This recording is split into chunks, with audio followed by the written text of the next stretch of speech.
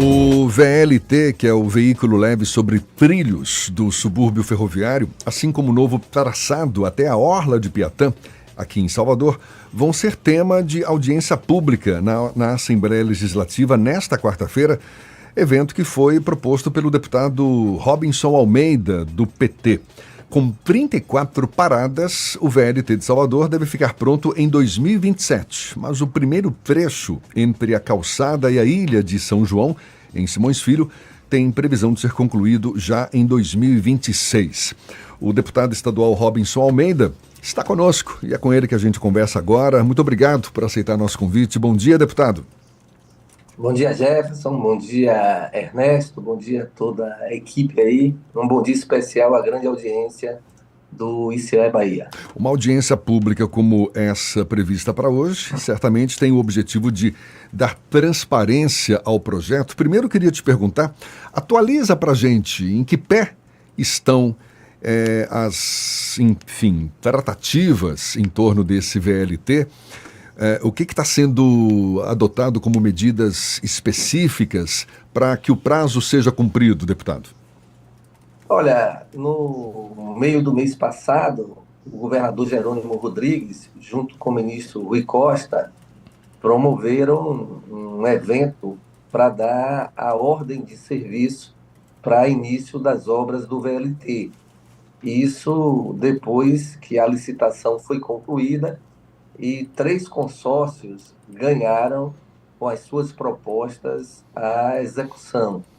3 trechos, o primeiro que vai sair da calçada até a ilha de São João, o segundo que sai do bairro de Paripe até a estação de Águas Claras, ali do metrô e da nova rodoviária, o entroncamento com a BR-324, passando pela atual Estrada do Derba, a BA-528, e o terceiro e último trecho, que vai desse ponto de Águas Claras, passando pela 29 de março, a Orlando Gomes, até o bairro de Piatã. Então, são cerca de 36 quilômetros desse novo modal. As obras já foram iniciadas, essa fase de preparação, planejamento, canteiro, e tudo no andamento para que a gente possa integrar essa grande região de Salvador, onde estima-se morar 500 mil pessoas, à malha do metrô existente, tornando Salvador com cerca de 80 quilômetros, quando somado ao metrô, de um modal moderno de grande capacidade, e Salvador certamente se transformará na capital com a maior cobertura de transporte moderno de massa. Ainda com esse propósito de dar transparência ao projeto do VLT, temos essa audiência pública prevista para hoje. Como é que a população poderá acompanhar de forma contínua a execução das obras e garantir que as suas vozes sejam ouvidas durante esse processo, deputado? Olha, nós, como deputados parlamentares, temos como prerrogativa fiscalizar as ações do Executivo. E nós promovemos essa audiência pública que nós convidamos a todos, né? Vai ser na Assembleia Legislativa da Bahia às 14 horas, vão ter representantes do governo estadual, secretário da Casa Civil, Desenvolvimento Urbano, da CTB, que é a empresa responsável pelo acompanhamento da execução da obra, e todas as dúvidas poderão ser tiradas no dia de hoje, e ao longo da execução haverá uma interlocução permanente com a sociedade civil, especialmente com as comunidades dos bairros que serão beneficiados por essa obra, porque ela vai percorrer toda essa orla suburbana, indo até Ilha de São João, em Simões Filho, e depois, ali no bairro de Paripe, vai ser feita uma obra muito importante, que é a duplicação da BA-528, que hoje ela já está congestionada por novos equipamentos que surgiram naquela região, especialmente o Hospital do Subúrbio e muitos apartamentos do Minha Casa Minha Vida. Isso adensou o trânsito naquela região, então a necessidade da duplicação da Estrada do Derba, e no seu canteiro vai passar o VLT. que é do lado de cá até chegar à orla já tem uma infraestrutura montada, que é a 29 de março, uma pista que vai ser adaptada para a passagem do trilho, e a própria Orlando Gomes, que são duas grandes avenidas de Salvador feitas pelo governo do estado recentemente. Então, todas essas etapas terão o acompanhamento da sociedade. Eu, enquanto deputado, a própria Assembleia, iremos acompanhar a execução das obras. Uma questão que se levanta, deputado, é se o VLT vai se integrar ao sistema de metrô que já existe aqui em Salvador. Tem algum plano já sendo colocado em prática para facilitar essa integração, tanto tarifária quanto logística, entre os dois modais? Essa é uma premissa, né? Porque o usuário em Salvador, ele tem que fazer o deslocamento da sua origem até o destino.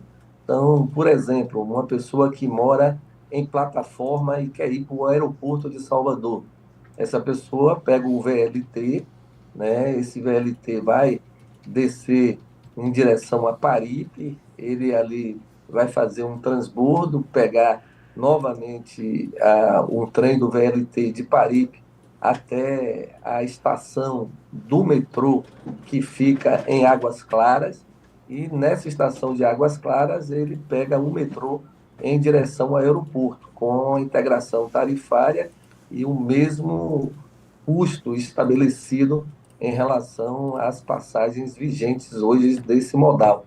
Então, é facilitar a vida das pessoas, integrar regiões que é muito difícil a acessibilidade. Hoje, uma pessoa para sair lá de Paripe, de Piripiri, e ir para o aeroporto, se não tiver uma linha de ônibus direta, essa pessoa tem que pegar duas, três conduções e ficar cerca de 1 hora e meia dentro de um ônibus, e essa será a mudança, a vantagem promovida para toda a população, a economia do seu tempo dentro do transporte coletivo. Essa pessoa vai ter mais tempo para poder chegar ao seu trabalho, menos tempo parada dentro de um transporte, poder aproveitar a área de lazer, convivência com a família. Então, é essa mudança na qualidade de vida das pessoas que essa obra trará, e terá uma repercussão fundamental na mobilidade urbana, como o metrô impactou, especialmente na década passada e o início dessa década, com os governadores Wagner e Rui, que foram os que iniciaram essa grande transformação na mobilidade, e sequenciasse agora pelo governador Jerônimo. Então, Jerônimo, creio que essa será uma grande revolução na mobilidade, especialmente para a região do subúrbio de Salvador. Deputado, bom dia, Ernesto. Deputado Robson, a gente sabe que parece que tem uma uma caveira enterrada com essa história do modal de transporte de passageiros sobre trilhos, né? Demorou muito para chegar, depois expandiu rapidamente, é fato.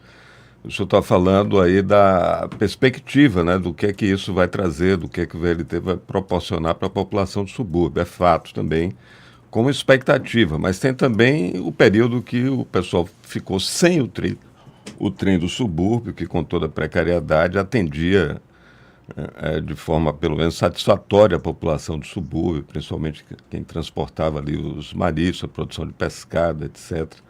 Todo mundo agora tem que ir para o ônibus, caótico, como o senhor falou, pagando mais caro também. Agora, qual é a garantia que a cidade pode ter de que esse projeto não vai sofrer algum outro engasgo? Porque era o monotrilho, agora o VLT, o governo do estado fechou a compra aí dos vagões, das composições aí do governo do Mato Grosso do Sul. Mas há uma expectativa muito grande exatamente pelo tempo que ficou sem o velho trem do subúrbio, também sem o novo modal. Dá para ter a certeza, a garantia de que a obra vai acontecer e num prazo que compense aí essa longa espera? Olha, realmente creio que a cabeça de burro foi desenterrada por Jacques Wagner, que assumiu, puxou para si a responsabilidade de uma obra que os governos anteriores a ele não conseguiram resolver. Salvador tinha uma lenda urbana chamada metrô, e quando o governador Wagner assumiu essa responsabilidade, tirando da prefeitura, foi possível já em 2014 inaugurar o primeiro trecho do metrô da estação da Lapa até o acesso norte.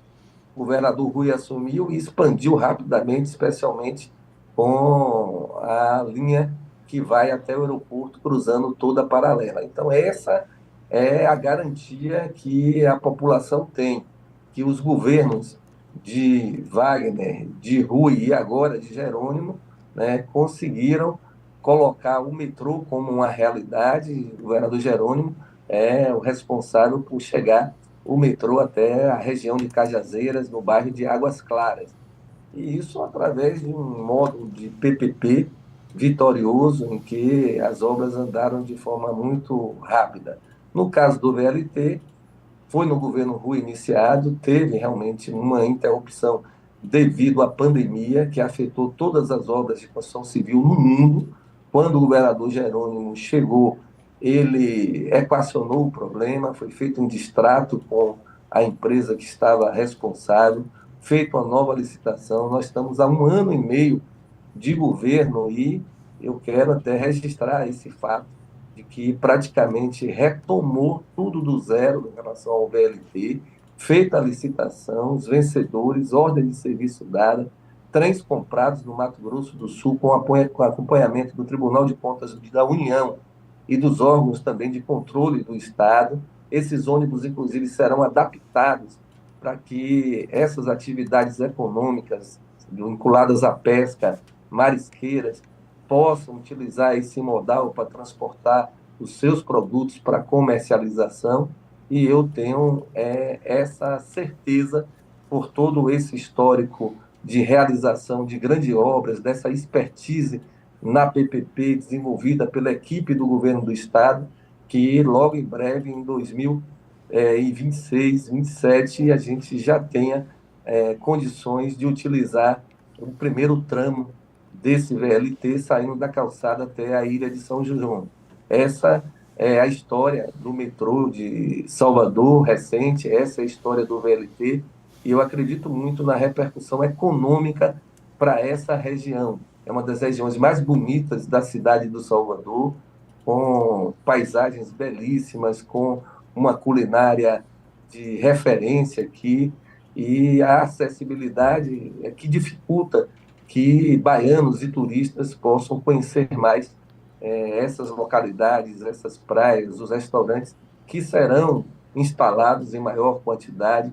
Creio que outros equipamentos serão atraídos para essa região, como universidades, equipamentos na área de saúde, de educação, porque o transporte tem essa função de desenvolver as regiões por conta da melhoria da mobilidade.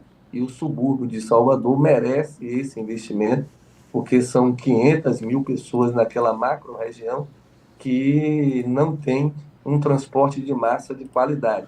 Então, Salvador, creio que dará um outro passo muito grande, como foi dado com o metrô, agora com o VLT, e vai chegar no final da década de 20 desse século como uma das cidades entre as melhores mobilidades urbanas do país. Nessa linha, deputado, Jefferson lhe perguntou sobre a integração do VLT com o metrô.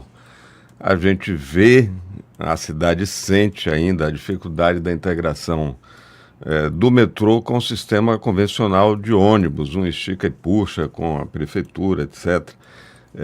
E a gente sempre questiona aqui no programa quando é que a gente vai ter um sistema metropolitano de fato de transporte que integre a malha aí atendida pelos ônibus, e os complementares, né, os ônibus convencionais também, agora o metrô e em breve a gente espera também o VLT, mas quando a gente vai ter de fato um sistema integrado metropolitano que dê exatamente essa dinâmica e proporcione essa dinâmica, como o senhor falou, que é fundamental, inclusive, para o desenvolvimento econômico da região metropolitana, né?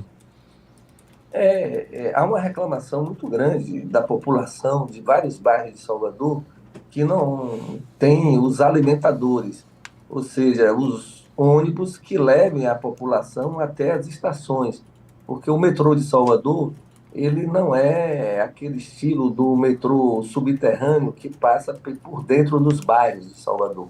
Ele tem linhas em corredores, né? Corredor do Bonancourt, o corredor da Paralela, o corredor da BR-324, e esse modelo precisa dos alimentadores. Já melhorou muito a situação, porque é uma transição, sair de um modal para outro. A prefeitura tem que fazer mais o dever de casa, no sentido de possibilitar que essas linhas, mesmo que não seja os ônibus de grande porte, mas os ônibus micro-ônibus, transporte complementar, como é chamado aqui em Salvador, feito por vans, ele possa dinamizar mais o acesso da população até esses terminais das estações do metrô. No caso do VLT, especialmente ali na orla da suburbana, ele vai passar por dentro de vários bairros, né? Do Lobato, Itacaranha, Escada, Paripe, Piripiri. Então, boa parte desse deslocamento já será atingido pela localização das estações, ficando dentro dos próprios bairros. Mas precisa complementar, especialmente a população que mora naquela faixa que fica entre a suburbana e a estrada do Derba. Essa faixa precisa de deslocamento de material rodante de pneu, né, para chegar até as estações. Mas eu creio que é uma integração exigida pela população, necessária, e é um entendimento entre os operadores do metrô, do futuro VLT, e da Prefeitura de Salvador, para que possa possibilitar o melhor, mais ágil e mais barato transporte. Até porque há uma queixa grande de colapso do sistema rodoviário de transporte de massa na cidade de Salvador. O VLT vai ajudar a melhorar esse deslocamento das pessoas e é uma janela de oportunidade para a Prefeitura prestar um melhor serviço. Deputado estadual Robinson Almeida, que propôs essa audiência pública, está prevista para hoje na Assembleia Legislativa, para discutir exatamente o VLT. Muito obrigado pela sua disponibilidade, sempre um prazer tê-lo aqui conosco. Bom dia e até uma próxima. Bom dia, Jefferson, bom dia, Ernesto, e eu reitero o convite, hoje às 14 horas na Assembleia Legislativa, audiência pública para esclarecer e explicar, dar transparência ao projeto do VLT de Salvador. Maravilha, um abraço, muito obrigado. 7h52.